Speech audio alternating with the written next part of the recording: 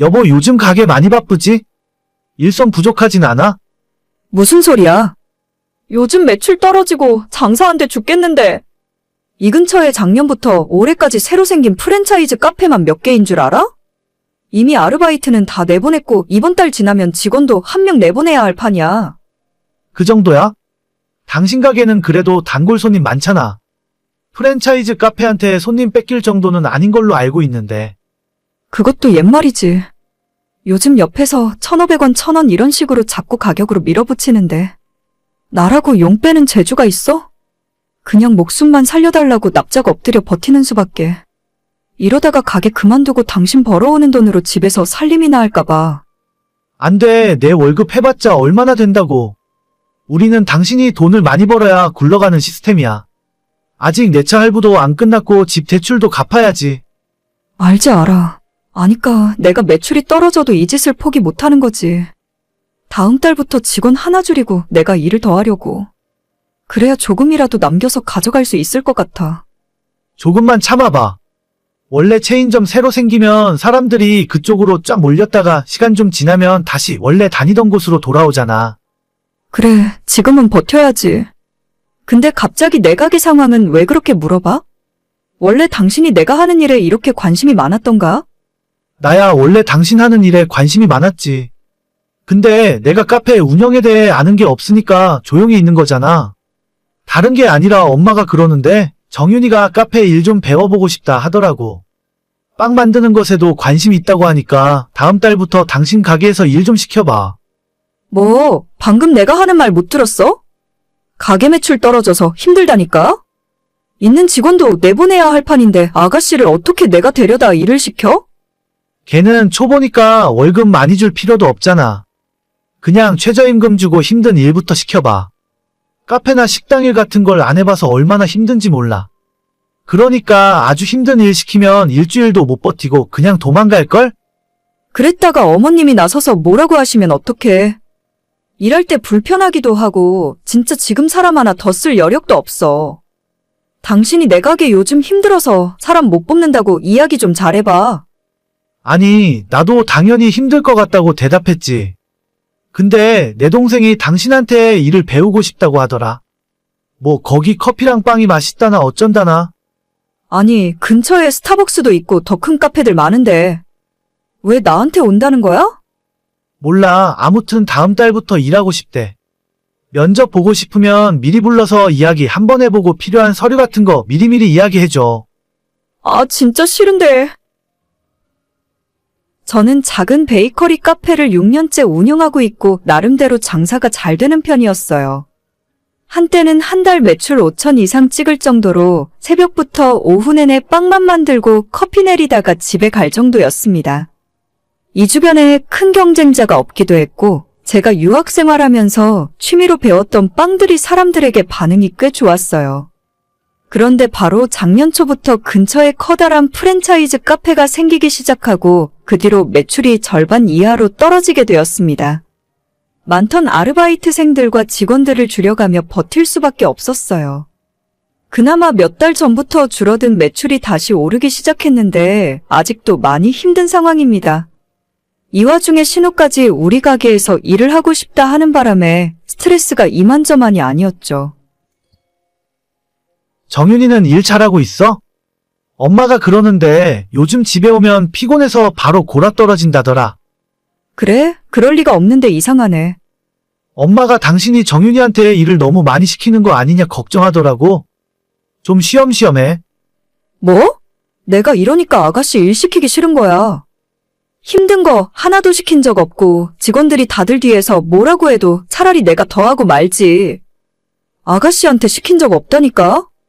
그럼 걔가 왜 그렇게 피곤하다고 하는 거지? 나야 모르지. 맨날 집에서 빈둥대고 놀기만 하다가 갑자기 일어나서 움직이니까 힘든 거겠지. 아, 몰라. 힘들면 그냥 그만두라고 해. 어머님도 차라리 할 말 있으면 나한테 직접 하지. 뒤에서 당신한테 이게 뭐 하는 건지 모르겠네. 그럼 그냥 주문받고 계산하는 거라도 시켜. 그건 그렇게 안 힘들잖아. 주문받는 게 얼마나 스트레스 받고 힘든데. 그리고 빵 만드는 법 배우고 싶다며? 그렇긴 한데 막상 해보니까 힘든가 봐. 그냥 편한 거 시켜 계산하는 거? 계산하는 거 힘들다니까? 아, 몰라. 그럼 당신이 그거 시키라 했다고 내일부터 아가씨 계산대 앞에 박아놓을 거야. 그래, 무거운 거 들고 걸어 다니니까 힘든가 봐. 당분간 적응할 때까지는 그런 일이나 시켜. 몰라. 나도 슬슬 참는데 한계가 있어. 여기서 더 건드리면 가만히 안 있을 거니까 알아서 해. 당신이 조금만 참아봐. 뭘 시켜도 힘들다고 징징대기 때문에 신우랑 일한 뒤로 스트레스가 더 커졌어요. 왜 내가 내 돈 주고 사람 쓰면서 2배로 더 힘들어야 하는 건지. 힘들면 그만두라는 식으로 좋게 돌려가며 이야기했지만 눈치 없는 신우는 열심히 한다고 말만 하면서 전혀 달라지는 모습이 없었어요. 원래 일하던 우리 직원들도 신우 때문에 피해보는 것 같고 어떻게 빨리 내쫓아야 된다고 생각했었는데 며칠 전에 진짜 사고가 터지고 말았습니다. 이런 일로 무슨 경찰까지 불러? 정신이 있는 거야, 없는 거야? 도둑은 잡아야지. 나 절대 합의 안 해. 진짜 콩밥 먹게 할 거야. 너 미쳤어? 피해 금액이 얼만데? 얼마 갖고 이러는 거야? 계산대 맡긴 지난 일주일 동안 매일 꼬박꼬박 잘도 해드셨더라고. 지금 다 일일이 확인하고 있으니까 조금 기다려봐. 애가 용돈이 필요하니까 몇만 원 정도 가져갔나 봐. 그거 내가 갚아준다니까. 빨리 경찰한테 당신이 뭔가 착각한 것 같다고 신고 취소한다고 해. 지금 계산 끝났네? 하루에 작게는 15만 원, 많게는 30만 원 가져간 날도 있어.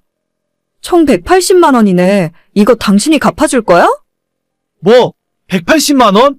뭔가 착각한 거 아니야? 어떻게 며칠 동안 그렇게 큰 돈을 가져가? 그러게나 말이야. 현금 결제 들어오는 거 전부 취소 처리하고 자기 주머니에 넣었더라고. 진짜 생각이 있는 건지 없는 건지 모르겠다. 기계에서 취소 처리하면 내가 모를 줄 알았나? 걔가 그런 일을 한 번도 안 해봐서 그래. 그냥 한 번 봐주고 넘어가. 아니, 나 절대 그럴 생각 없어. 이번 기회에 정신 똑바로 차리게 해줘야지. 야, 너 진짜 이럴 거야? 이러면 앞으로 우리 식구들 얼굴 똑바로 못 봐. 괜찮아. 어차피 앞으로 안 볼 생각이었어. 그게 무슨 소리야? 당신이랑 당신 식구들한테 질렸다고 이제. 그냥 여기서 끝내자. 끝내자니 그게 무슨 소리야? 끝내자고. 결혼하고 지금까지 당신은 내 발목 잡는 일만 하는 것 같아. 결혼은 서로에게 뭐 하나라도 도움되는 게 있어야 하잖아. 나는 처음부터 지금까지 쭉 손해만 봤던 것 같아. 너 진심이야? 이 와중에 나랑 이혼하겠다고? 그래, 당신이랑 이혼할 거고 도둑은 합의 없이 법대로 처벌할 거야. 이번 기회에 전과 하나 달면 앞으로 취업도 못할 테니까 적어도 남한테 피해는 안 끼치고 살겠지. 야, 너 진짜 말 다 했어? 당신 차키랑 내 집 카드키까지 다 놓고 나가. 꼭 그렇게까지 해야겠어? 너 농담하는 거지? 지금 와서 생각해보면 저런 인간이 뭐가 좋다고 결혼까지 했는지 모르겠어요. 나만 좋다고 평생 날 위해 살겠다며 사탕발림하던 인간이 결혼하고 겨우 2년 만에 손바닥 뒤집듯 사람이 달라지더라고요. 남편 타고 다니는 차도 제가 리스로 뽑아준 거고 집은 원래 처음부터 제가 살던 집이라서 그냥 남편만 빈손으로 쫓아내면 끝이었습니다. 개념 없는 시어머니는 처음엔 저보고 경찰에 왜 신고했냐면서 미쳤다고 화를 내더니 이제는 상황 파악이 됐는지 합의해주고 고소 취하해달라며 싹싹 빌더라고요. 저는 이제 와서 억만금을 줘도 합의해줄 생각 없고 끝까지 처벌받게 할 겁니다. 어차피 이혼하는 마당에 이 정도 선물은 해주는 게 좋을 것 같아요.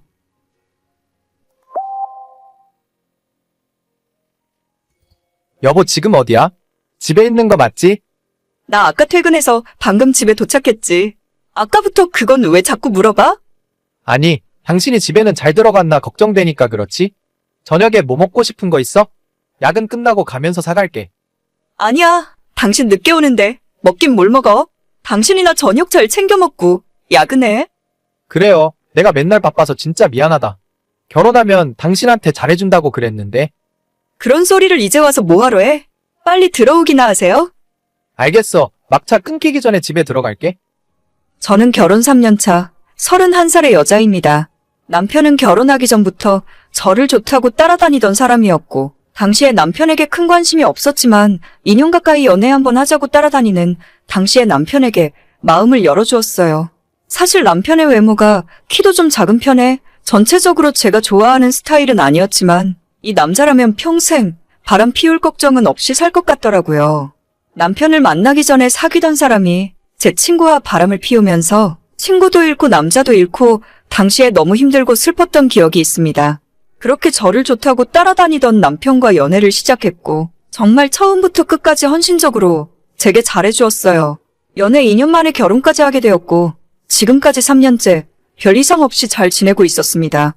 남들보다 키가 좀 작아도 상관없었고 외모가 별로여도 괜찮았어요. 작은 중소기업에서 만년 대리로 일을 하고 있었지만 돈을 많이 벌어다 주지 못해도 어차피 맞벌이를 하니까 먹고 사는 데는 문제 없었습니다. 남편에게 크게 바라는 점도 없고 안정된 생활에 만족하며 지냈어요. 결혼 3년 차에 아이가 없는 것이 좀 아쉬웠지만 조금 천천히 우리가 지금보다 여유가 생겼을 때 아이를 갖기로 하고 둘만의 시간을 즐기면서 살았었죠. 결혼 전에도 대리였고 결혼 후에도 계속 대리해서 진급이 되지 않던 남편은 올해 들어서 갑자기 회사 일로 바빠지기 시작했습니다. 남편 부서에 같이 일하던 과장이 회사를 그만두면서 할 일이 많아졌고 이때 열심히 하면 진급할 수 있겠다면서 일도 열심히 하더라고요. 하지만 그만뒀다는 과장이 유능한 사람이었는지 어쨌는지는 몰라도 하루가 멀다 하고 야근을 하고 매일 늦게 들어오는 날이 반복되었습니다. 여보, 나 오늘도 좀 많이 늦을 것 같은데. 기다리지 말고 일찍 자요. 아니 무슨 회사가 일주일에 3번을 야근을 시키냐? 그 회사는 당신 아니면 일할 사람도 없대? 하필 일이 가장 바쁠 때 과장이 그만둬서 그래. 그래도 요 시기만 좀 지나가면 괜찮아질 거야. 여름 휴가 때는 당신 좋아하는 제주도에 놀러 가자. 제주도고 뭐고 다 필요 없으니까 일찍 좀 집에 들어와. 요즘 우리 서로 얼굴도 제대로 못 보는 거 알아? 그럼 알지. 그래도 이렇게 일을 해놔야 토요일에 출근하는 일이 없어. 맨날 말만 그렇게 해놓고 저번 주에도 토요일에 출근했었잖아. 그래서 이번 주 주말엔 편하게 쉬기 위해서 일하는 거야. 우리 회사가 당신도 알다시피 체계가 좀 없잖아. 알겠어. 너무 무리해서 일하지 말고 저녁밥은 회사 카드로 맛있는 거 챙겨 먹도록 해. 알겠습니다. 오늘 진짜 늦을 것 같으니까 먼저 자. 무슨 놈의 회사가 사람 한 명 빠졌다고 매일 야근을 시키고 그것도 모자라서 주말에 출근까지 시키는지 모르겠더라고요. 인력이 부족하면 새로운 사람을 뽑아서 충원해줘야 할 텐데 중소기업이라 그런지 뭔가 일 처리하는 것도 답답하고 옆에서 지켜보는 제 마음도 까맣게 타들어갔습니다. 혼자 저녁 먹는 날이 갈수록 많아지고 주말에도 토요일에는 심심치 않게 출근을 하더라고요. 그렇게 일을 하니까 일요일에는 피곤하다고 하루 반나절 내내 잠만 자고 우리가 얼굴 보며 대화하는 것도 드물어지고 외식을 하거나 데이트를 한 적이 언젠지 기억도 잘 나지 않습니다. 저는 남편에게 기대하는 것은 별로 없는데 소소한 부부의 일상이 깨지는 것이 싫더라고요. 이번에 진급을 안 해도 상관없으니 일을 좀 줄이고 나랑 시간을 더 보내달라고 해본 적도 있습니다. 하지만 그럴 때마다 남편은 자기가 이번에 진급을 해야 월급도 오르고 우리 부부가 아이 낳고 살기에 부족함이 없을 것 같다면서 일을 더 열심히 하더라고요. 그러던 어느 날 모처럼 남편이 출근 안 한 토요일이었고 남편은 전날 늦게 퇴근하고 점심때까지 일어나지 못한 채 잠만 자고 있었어요. 저는 남편이 일어나면 밥을 먹이려고 점심 준비를 하고 있었고 요즘 너무 피곤해하는 것 같아서 보약이라도 한 채 지어서 먹여야 하나 고민이 되더라고요. 그때 자고 있는 남편의 전화기가 울리더니 갑자기 일어나 씻지도 못한 채 옷을 갈아입고 출근 준비를 하는 겁니다. 저는 남편에게 나가지 말라고 했지만 회사에 갑자기 급한 일이 생겨서 어쩔 수 없다며 저녁 먹기 전까지는 들어오겠다 하고 황급히 집을 나가더라고요. 아니 누가 보면 회사를 혼자 다 먹여 살리는 줄 알겠습니다. 그 회사 사장도 그렇게까진 열심히 일을 안 할 것 같은데 떠난 남편의 뒷모습을 보다가 나 혼자라도 밥을 먹어야겠다 싶어서 점심 준비를 계속했어요. 그때 갑자기 제 핸드폰이 울리기 시작했습니다. 자기야, 나 지금 출발해요. 마누라한테는 회사 간다고 이야기 다 해놨어. 어디로 가면 돼? 저번처럼 그냥 처음부터 방 잡고 만날까? 저는 카톡을 보자마자 이걸 뭐라고 답장을 해야 좋을지 모르겠더라고요. 남편이 맨날 늦게 들어오고 주말에도 집을 비웠지만 바람을 피우고 있을 거라는 생각은 정말이지 단 한 번도 해본 적이 없습니다. 그만큼 남편을 믿기도 했었고 연애할 때부터 지금까지 다른 여자에게 눈길 주는 것도 본 적이 없었거든요. 남편의 외모가 여자들이 보기에 그렇게까지 매력적인 외모도 아니었습니다. 평균 이하의 키에 잘생겼다고는 하기 힘든 얼굴, 거기에 결혼하고 나서 체중도 많이 늘어나는 바람에 뱃살까지 두둑하게 잡히거든요. 돈도 별로 없는 이런 30대 중반의 유부남을 어떤 여자가 탐내겠나 하고 방심한 것도 사실이에요. 하지만 그렇다고 해서 제가 남편에게 함부로 대하거나 못해준 것은 전혀 없습니다. 이런 식으로 뒤통수 맞을 거라고는 상상조차 해보지 않았어요. 여보. 방금 카톡은 내가 친구한테 보낸다는 걸 잘못 보낸 거야. 친구랑 장난치느라고 그런 거야? 됐고, 너 지금 당장 집으로 들어와. 핸드폰 버리거나 삭제할 생각하지 말고 1분 안에 오지 않으면 후회하게 될 줄 알아? 여보, 일단 화내지 말고 내 이야기 좀 천천히 들어봐. 나랑 게임 같이 하는 동식이 있지? 걔한테 하는 이야기였어. 동식 씨한테 전화해볼까? 당신 친구들한테 다 전화해서 망신 주기 전에 헛소리 말고 들어와. 알겠어, 여보. 남편이 집에 들어오자마자 핸드폰을 뺏어서 확인하기 시작했어요. 바로 집으로 들어오라고 해서 그런지 남편은 바람 피운 흔적을 제대로 지우지 못했더라고요. 바람 피우는 여자와 나눈 카톡 대화방은 이미 지워버렸는지 확인할 수 없었지만 사진도 몇 장 찾을 수 있었고 문자와 카드 사용 내역 등 찾아보니 정말 쉽게 찾을 수 있었어요. 생각해보니 남편을 얼마나 확실하게 믿고 살았던 건지 지금까지 한 번도 남편의 핸드폰을 검사해본 적도 없었습니다. 그러니 굳이 남편도 철저하게 감추려고 하지 않았던 거죠. 최종 결정타로 숙박업소 이용 내역을 찾자마자 저는 더 이상 남편을 믿을 수도 없었고 이 결혼을 계속할 어떤 이유도 없었습니다. 정말 여자한테 인기라고는 전혀 없을 줄 알았는데 회사 부하 직원이랑 바람이 났더라고요. 그 여자는 5살 아들까지 있는 유부녀였고 이번에 저한테 들키게 되면서 그쪽 집안도 완전히 뒤집어졌습니다. 당장 상간녀 소송으로 고소장을 받게 생겼는데 집안에 숨길 수가 없었겠죠. 남편은 그저 한순간의 실수였다면서 제 바짓가랑이를 붙들고 울며불며 애원을 하더라고요. 저는 외모가 좀 떨어지더라도 착하고 나만 사랑해주는 남자라면 절대 바람 같은 건 피우지 않을 거라 생각했는데 그건 제 큰 착각이었어요. 연애할 때나 우리 결혼할 때도 남편에게 다른 건 다 용서해 줄 수 있지만 나를 두고 바람 피우는 것만큼은 절대 용서 못한다고 수도 없이 이야기했습니다. 한순간의 실수였건 계획적인 바람이었건 저는 그런 건 중요하지 않다고 생각해요. 부부 사이의 신뢰가 깨진 순간 결혼 생활도 거기서 끝났다고 봐야죠. 남편과는 더 이상 할 이야기가 없고 그 이후로는 변호사가 시키는 대로 절차에 따라 진행했어요. 이혼 서류를 작성하고 남편과 그 상간녀에게 위자료를 청구했습니다. 남편은 모든 걸 인정하고 제가 원하는 방향으로 이혼 서류에 도장을 찍었습니다. 다만 그 상간녀만큼은 자긴 바람 피운 적 없다며 끝까지 우기는 바람에 소송이 진행 중이고요. 그 소송 결과에 따라서 그쪽 가정도 깨지느냐 마느냐가 결정될 것 같네요.